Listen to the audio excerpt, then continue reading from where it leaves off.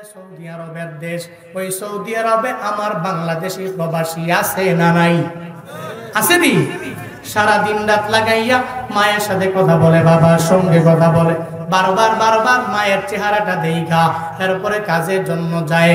সকালেও বিবির সঙ্গে কথা বলে, দুপুরেও বিবির সঙ্গে কথা বলে, রাতের বেলাও বিবির সঙ্গে কথা বলে, এরপরে সারা দিন রাত লাগাইয়া ইমোতে কথা বলে, হোয়াটসঅ্যাপে কথা বলে।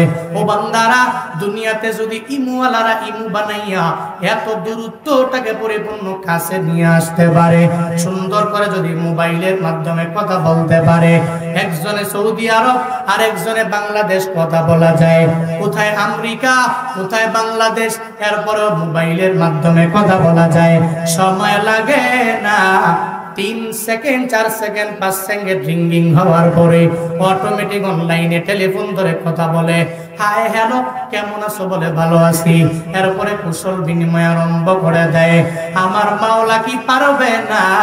ওই ইমুওয়ালার ব্রেন আমার মাওলা তো নিজেই বানাইলেন। যে বান্দা হোয়াটসঅ্যাপ বানাইলো তার ব্রেন তো আমার মাওলা বানাইলো। বিজ্ঞানীদের বিজ্ঞানী এই দুনিয়ার কেউ না, এদের বানাইছে একজন, চিল্লায়া বলো তার না। দুনিয়ার সমস্ত বিজ্ঞানীদের রা বলেন আমার মালিক কে? আমার মালিক রব, এদের তো আমার মাওলাই তো বানাইলো। তো আল্লাহ কেন পারবে না?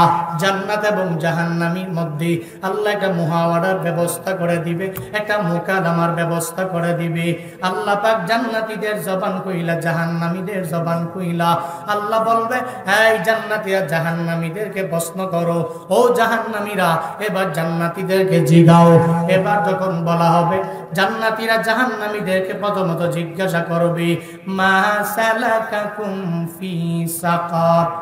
জান্নাতীরা বলবে, এই জাহান্নামীরা কোন কাজের কারণে তোমরা জাহান্নামের মধ্যে আসলা? কোন দোষে দোষী হওয়ার কারণে তোমরা জাহান্নামের মধ্যে চলে আসলা? এই ব্যাপারে প্রথমত জিজ্ঞাসা করবে। কারণ দুইজন তো একই বাজারের মধ্যে গেলাম, চান্দাইকোনা বাজারে আমিও গেলাম, তুমিও গেলা। তুমি যে উপজেলায় কাজের জন্য গেলা, আমিও ওই উপজেলায় কাজের জন্য গেলাম। তুমি যেই জেলায় যাও আমিও একই জেলার মানুষ। তুমি যেই দেশের মধ্যে বাস করতে আমিও সেই দেশের মানুষ। এই যে শ্রোতারা বয়ান শুনতে আসলো, সব আমল কইরা জান্নাতে যাবে এমন হবে না। এখানে এমন আছে অনেকে জাহান্নামী হয়ে যাইতে পারি রে বাবা। কে জান্নাতি কে জাহান্নামী আমিও জানি না, আমার বাবাও জানে না, দুনিয়ার কোনো বান্দা বলতে পারবে না। কারণ জান্নাতি জাহান্নামী বানানো কেউ বানাইতে পারবে না। একজন পারে, চিল্লায়া বলো তার না। কে জান্নাতি কে জাহান্নামী এ ব্যাপারে কি কোনো বক্তা বলতে পারবে? প্রধান অতিথি, মাশাআল্লাহ মাশাআল্লাহ। বক্তব্য না দিয়ে আপনি বলে দেন, আমার কথা কেউ শুনবে না। বক্তব্য কি দিবেন? না না, একটু কথা বলেন। উনি বলুক, আমার কথা কি শুনবে? হ্যাঁ,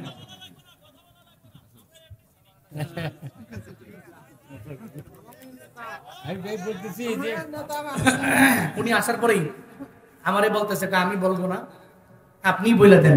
আপনাদের আজকের এই মাহফিলের সম্মানিত প্রধান অতিথি, রায়গঞ্জ উপজেলা বিএনপির সম্মানিত সাধারণ সম্পাদক জনাব মোহাম্মদ ভিপি আইনুল হক সাহেব, উনি আসছেন।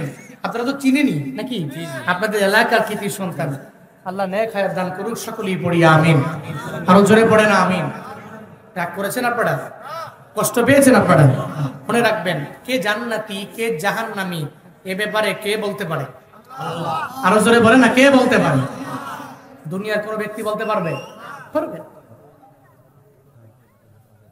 এখানে অনেক মানুষ আছে যেই বান্দা জান্নাতি হবে, আবার কেউ আছে জাহান্নামী হয়ে যাবে। সব মানুষ জান্নাতি হতে পারবে না, সবাই আবার জাহান্নামীও হবে না। হাসরের ময়দানে জান্নাতে যেই বান্দা চলে যাবে, জাহান্নামী যারা হয়ে যাবে। জান্নাতি মানুষগুলো জাহান্নামীদেরকে জিজ্ঞাসা করবে, ও জাহান্নামীরা কোন কাজের কারণে জাহান্নামের মধ্যে চলে আসলা, জানায়া দাও। জাহান্নামীদেরকে বলার পরে জাহান্নামীরা জানায় দিবে জান্নাতীরা কেন জাহান্নামে আসলাম জানোনি? ক্বালু লাম নাকু মিনাল মুসাল্লিন। জাহান্নামীরা বলবে, এক নাম্বার একটা দোষ দুনিয়ার মধ্যে আমাদের ছিল, যতই হুজুরেরা নামাজের ব্যাপারে বয়ান করলো আমরা নামাজের মধ্যে গেলাম না, আমরা ফজরও পড়লাম না, আমরা জোহরও পড়লাম না, আমরা আসরও পড়লাম না, মাগরিবও পড়লাম না, এশাও পড়লাম না। এই এলাকায় এত ওয়াজ মাহফিল, এরপরেও মসজিদের মধ্যে মুসল্লি নাই কেন? ফজরে কেন যায় না, জোহরে কেন যায় না, আসরে কেন যায় না, মাগরিবে এশায় কেন যায় না? বন্দারে, ফজর জোহর আসর মাগরিব এশার নামাজের মাধ্যমে মুসল্লি দিয়া ভরপুর করানোর মাধ্যমে তো ওয়াজ মাহফিল পরিপূর্ণ কামিয়াবি করা লাগবে। কিন্তু কপাল পোড়া মুসলমান, হুজুরের সুর শুই না, বয়ান শুনতে বড় মজা লাগে, ফজরও পড়ে না, জোহরও পড়ে না, এমনকি এই যে আজকেও বয়ান শোনার জন্য এতগুলা বান্দা আসলো, অনেকে আছে বাড়িতে যাওয়ার পরে আসতেছে ফজরের নামাজও ঠিক মতো পড়বে না, আছে না? না, আল্লাহ পাক বলেন হাসরের ময়দানে জান্নাতি আর জাহান্নামীদের মধ্যে আমি আল্লাহ একটা মুহাওয়ারার ব্যবস্থা করে দিব। জান্নাতীরা জিজ্ঞাসা করবে, ও জাহান্নামীরা কি কারণে তোমরা জাহান্নামের মধ্যে আসলা? জাহান্নামীরা বলবে, ও জান্নাতীরা, আমরা দুনিয়াতে নামাজ পড়ি নাই, ওয়ালাম নাকু নুতঈমুল মিসকিন, এক নম্বরে আমাদের দোষ ছিল, লাম নাকু মিনাল মুসাল্লিন, আমরা মুসল্লিদের ধারে কাছেও যেতাম না, নিজেরে মুসল্লি বানাইতে পারলাম না। হুজুরেরা বারবার বলার পরেও হুজুরদের কথাটাকে পরিপূর্ণ গুরুত্ব দেই নাই। আমি চিন্তা করলাম মুরব্বি হয়ে যাওয়ার পরে আমি নামাজ আদায় করব, কিন্তু কপাল পোড়া মুসলমান, মুরব্বি হতে পারবা কি পারবা না ওই ব্যাপারেও তো গ্যারান্টি নাই। হঠাৎ করে মরণ হয়ে যাবে, তখন তুমি জাহান্নামের মধ্যে যাওয়া লাগবে। ওদিন আফসুস করে করে জাহান্নামীরা বলবে, জান্নাতীরা তোমরা তো হুজুরের ডাকে শুই না, এরপরে নামাজের মধ্যে গেলা, আমরা নামাজের মধ্যে যেতে পারি নাই, আজকে তোমাদের কপাল বড় ভালো, আমাদের কপাল বড় খারাপ। জান্নাতীদের কপাল, যদি জান্নাতীরা জান্নাতের মধ্যে ঢুকে যায়, এদের কপাল ভালো নাকি খারাপ? কি মনে হয় আপনারে যদি আল্লাহ মায়া কইরা জান্নাতে ঢুকাইয়া দেয়, আপনার কপাল ভালো না খারাপ? ও মিয়া, এই পৃথিবীর সমস্ত ধনী ব্যক্তিগুলো যারা কোটিপতি, মোস্ট রিচেস্ট পিপল যারা সমাজে আছে, এই দেশে আছে, এই পৃথিবীতে আছে, অনেক টাকা, অনেক বাড়ি, অনেক গাড়ি, হ্যাঁ নিজেও জানে না কত টাকা পয়সার মালিক। হাসরের ময়দানে আল্লাহ যদি ঘাট ধরে ধাক্কা দিয়া গজবের ফেরেশতার মাধ্যমে জাহান্নামে দেয়, এই পৃথিবী টাকা পয়সা, বাড়ি গাড়ি, যশ খ্যাতি, প্রসিদ্ধি কোনো লাভ হবে?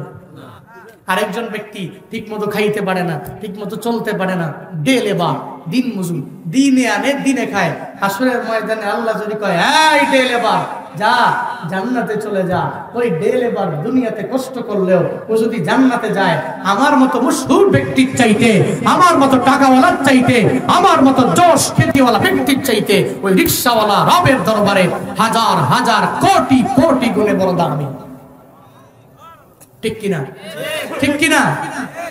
যে ব্যক্তিগুলোকে আল্লাহ হাসরের ময়দানে বলবে, যাও তুমি জান্নাতে যাও, কারণ যেই বান্দা জান্নাতে যাবে ওই বান্দার মতো দামি কেউ নেই। অনেক বড় হুজুর, ওই হুজুর জান্নাতে যাবে গ্যারান্টি নেই। অনেক বড় লিডার, ও জান্নাতে যাবে বান্দা গ্যারান্টি নেই। আমলের মাধ্যমে আমার রবের পক্ষ থেকে এটা উসিলা নিয়ে জান্নাতে যাওয়া লাগবে। আল্লাহ পাক বলেন, এই জান্নাতি আর জাহান্নামীদের মধ্যে যখন মুহাওয়ারা লাগায়া দিব, জাহান্নামীরা আফসোস করে করে কান্না করবে আর বলবে, ও জান্নাতীরা, তোমরা জান্নাতি হয়ে গেল, আমরা জাহান্নামী হয়ে গেলাম, জান্নাতের মেহমান আমরা হতে পারলাম না। জান্নাতের মধ্যে আল্লাহ যখন একটা অনুষ্ঠানের ব্যবস্থা করে দিবে, এই যে ওয়াজ মাহফিল, এমন একটা মাহফিল আমার মাওলা জান্নাতের মধ্যে করবে, জাহান্নামীরা যাই না চোখের পানি ফালায়া ফালায়া কান্না কইরা এমন একটা হালত হয়ে যাবে, নিজে তো আগুনে পুড়ে পুড়ে পুড়ে পুড়ে সারকার হয়ে যাবে। এরপরে আমার মাওলার সাথে পরিপূর্ণভাবে সাক্ষাতের জন্য এরা অনেক পরিমাণে পাগল হয়ে যাবে, কিন্তু পারবে না, কারণ জাহান্নামীরা আমার মাওলাকে দেখবে না। আমার আল্লাহকে দেখতে পারবে না। যেই বান্দা জান্নাতি হবে আমার মাওলার মুলাকাত সে পেয়ে যাবে। যেই বান্দা জান্নাতি হয়ে যাবে আমার আল্লাহর মুলাকাত সে পেয়ে যাবে। ফামান কানা ইয়ারজু লিকা রাব্বিহি ফালইআমাল আমালান সালিহা ওয়া লা ইউশরিক বিইবাদাতি রাব্বিহি আহাদা।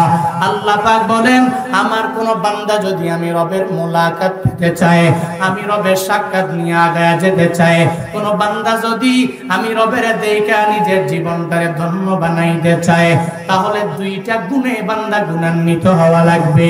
এক নাম্বার গুণের নাম আমার ওই বান্দা নেক আমল করবে।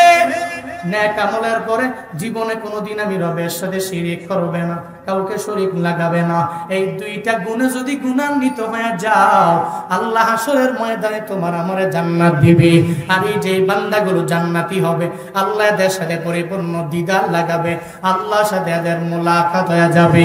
জান্নাতীরা যখন জাহান্নামের মধ্যে যাবে, জান্নাতীরা জান্নাতে যাওয়ার পরে হঠাৎ করে এত অদৃশ্য থেকে সালাম চলে আসবে, আসসালামু আলাইকুম ইয়া আহলাল জান্নাহ। যখন এই ব্যাপারে অদৃশ্য থেকে একটা সালাম আসবে, জান্নাতীরা বলবে ওয়া আলাইকুমুস সালাম। কে আপনি? কে এই অদৃশ্য থেকে সালাম দিয়া দিলেন? আপনারে দেখি না। আল্লাহ পাক বলবে ও আমার জান্নাতি বান্দারা, আমি অন্য কেউ না, আমি হলাম তোমাদের রব। অদৃশ্য থেকে তোমাদেরকে আমি সালাম দিয়া দিলাম। আল্লাহ সেই দিন প্রত্যেকটা জান্নাতি বান্দারে সালাম দিবে, আসসালামু আলাইকুম ইয়া আহলাল জান্নাহ। ও জান্নাতীরা আসসালামু আলাইকুম, তোমাদের উপরে শান্তি বর্ষিত হোক, আমি রবের পক্ষ থেকে সালাম গ্রহণ করেন।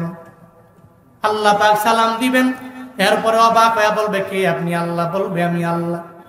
আল্লাহ বলবে ও জান্নাতীরা, আমি আল্লাহ যে জান্নাতের মধ্যে তোমাদের ঢুকাইলাম।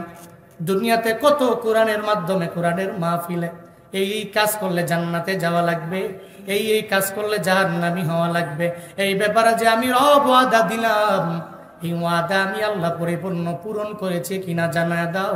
জান্নাতীরা বলবে আল্লাহ আপনি পূরণ করেছেন। তখন জান্নাতীদের ভিতরে দুইটা দল হয়ে যাবে। একটা দল বলবে আল্লাহ গো আপনার ওয়াদা আপনি পূরণ করলেন, আর একটা দল বলবে না আল্লাহ গো আপনার ওয়াদা পূরণ হয় নাই। এক দল বলবে হে মালিক আপনার ওয়াদা পূরণ হয়ে গেল, আর এক দল বলবে না না আপনার ওয়াদা পূরণ হয় নাই। আল্লাহ পাক সেদিন বলবে তোমরা যারা না বললা আমি আল্লাহ পরিপূর্ণ ওয়াদা পূরণ করতে পারি নাই, তোমরা কারা? বলে আল্লাহ গো আমরা দুনিয়াতে কিছু উলামা যারা পরিপূর্ণ ইলম দ্বীন অর্জন করলাম, মাদ্রাসায় পড়ার মাধ্যমে আমরা জানতে পারলাম গো আল্লাহ আমরা আলেম, জান্নাতের মধ্যে বড় মায়া করে আমাদের ঢুকাইয়া দিলেন। আল্লাহ গো পরিপূর্ণ হক আপনি আদায় করতে পারেন নাই। আল্লাহ সেদিন বলবে তোমরা কি চাও?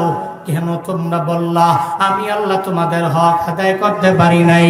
উলামায়ে কেরাম বলবে ও দয়ার মালিক এই জান্নাতের মধ্যে আসার পরে সব জান্নাতি নিয়ামত পেয়ে গেলাম, সব নাজ নিয়ামত পেয়ে গেলাম, কিন্তু আল্লাহ গো আপনারা তো দেখতে পেলাম না, আপনার দিদার আমরা পেলাম না, আপনার কুদরতি চেহারা আমরা দেখতে পারলাম না, নবীকে দেখতে পারলাম না। বন্দারে কোথায় মদিনা? এই যে উম্মতেরা এখানে বসে আছে, নবীর নাম শুনলে চোখের পানি ফেলায় কান্না করে। এরা নবীরে দেখে নাই, এরা আমার নবীরে পায় নাই, এরপরে বিভিন্ন জায়গায় যা চোখের পানি ফেলায় ফেলায় নবীর কাহিনী শুই না কান্দে। আমার মায়ার নবীর জীবনী পইরা পইরা কান্দে। বন্দারে এরপরে আমার নবীর জন্য কেন এত পরিমাণে মায়া?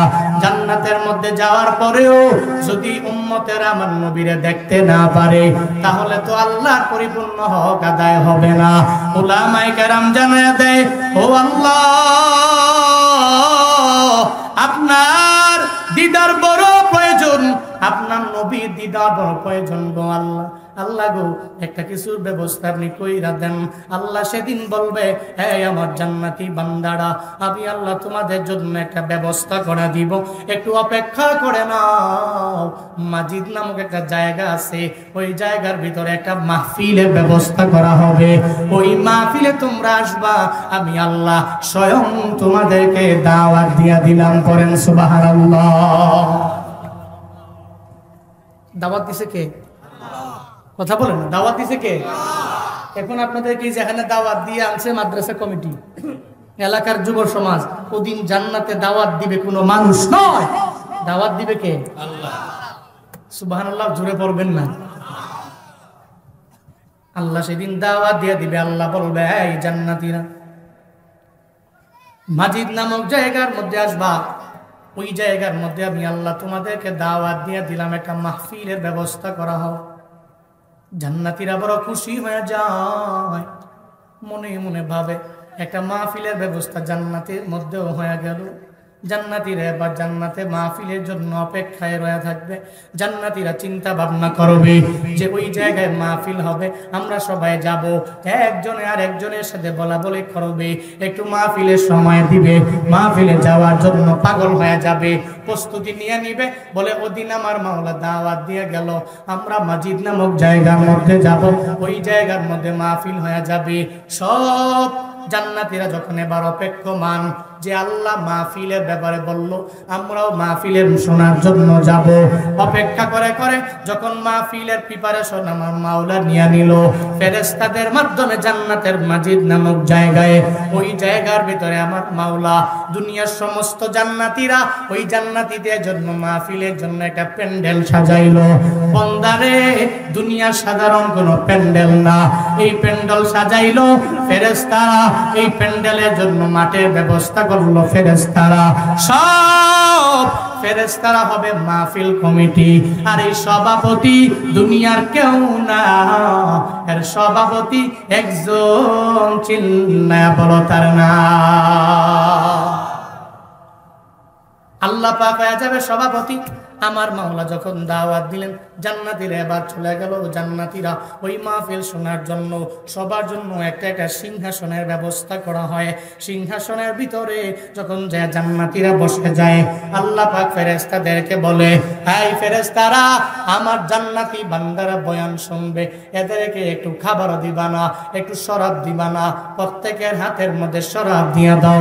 যেমন আজকে মাহফিলের পরে তাবারুক আছে না নাই? আমারে বইলা দিছি কিন্তু বয়ানের পরে তাবারুক আছে।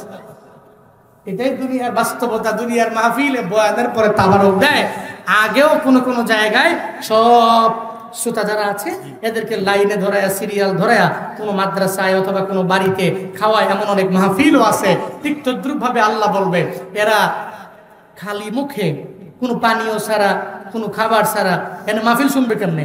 এই ফেরেশতারা, আমার জান্নাতি বান্দাগুলোর প্রত্যেকের হাতে একটা শরাবের বোতল, শরাবের গ্লাস দিয়ে দাও। সুবহানাল্লাহ। পকেটে থুন, বাড়ি যায় কইেন, আরো জোরে বলে না সুবহানাল্লাহ। গুনাহ হবে নাকি? খারাপ লাগতেছে আপনাদের? কষ্ট পাচ্ছেন নাকি আপনারা? আল্লাহ পাক ফেরেশতাদেরকে যখন বলবে, এই ফেরেশতারা, আমার বান্দাগুলোরে এবার শরাব দিয়া দাও। সব জান্নাতীরা তাকায়া দেখবে, এই যে এখানে স্টেজ করা হলো, স্টেজের মধ্যে সব আম্বিয়া আলাইহিমুস সালাতু ওয়াস সালাম বস। 3টা চেয়ার খালি আছে। এই 3টা চেয়ারের মধ্যে কে বসবে রে? একজনে আর একজনের গুতায় আর কয়, দেখোস না ওই জায়গার মধ্যে চেয়ারের মধ্যে কে জানি আইসা বসে রে। এতগুলো চেয়ারের মধ্যে সব নবীরা বৈশা রইল, 3 জনের জন্য চেয়ার খালি পড়ে রইল। এই 3টা চেয়ারের মধ্যে কে বসবে?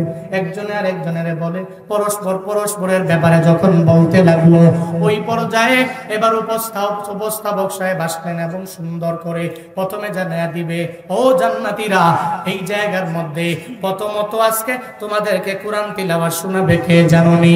আমাদের ওয়াজ মাহফিলেও কোরআন তিলাওয়াত দিয়ে শুরু হয়ে যায়। আসরের নামাজের আগে মাইক ওপেন করা হলো, দেখবেন প্রথমত এলাকার হুফাজে কোরআনেরা কোরআন তিলাওয়াত করে, এরপরে গজল গায়, সুন্দর করে করে কোরআন তিলাওয়াত করে, গজল গাইয়া এরপরে মাহফিল থেকে স্টার্ট করে শুরু করে দেয়। আল্লাহ পাক সেদিন বলবে, ও ফেরেশতারা, আমার বান্দারা জান্নাতি মাহফিলের মধ্যে আসলো। ও ফেরেশতারা, মিকাইলের তোমরা অনুমতি দিয়া দাও। উপস্থাপক সাহেব, আমার ফেরেশতা মিকাইল দ্বারা আজকে সুন্দর করে গজল বলবে, একটা সঙ্গীত বলবে। প্রথমত মিকাইল সঙ্গীতটা বলার পরে এরপরে ওই 3টা চেয়ার তো খালি আছে, এরপরে উপস্থাপক সাহেব বলবে আজকের বিশেষ অতিথির আসনটা গ্রহণ করবে হযরতে দাউদ আলাইহিস সালাম। বিশেষ অতিথির যে চেয়ারটা খালি আছে, এটা কে আসনটা গ্রহণ করবে? বলে না, সবাই বলে না, কে?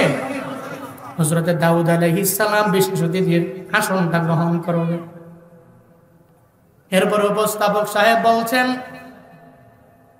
এরপরে চেয়ারটা কে গ্রহণ করবে? বলে প্রধান অতিথি।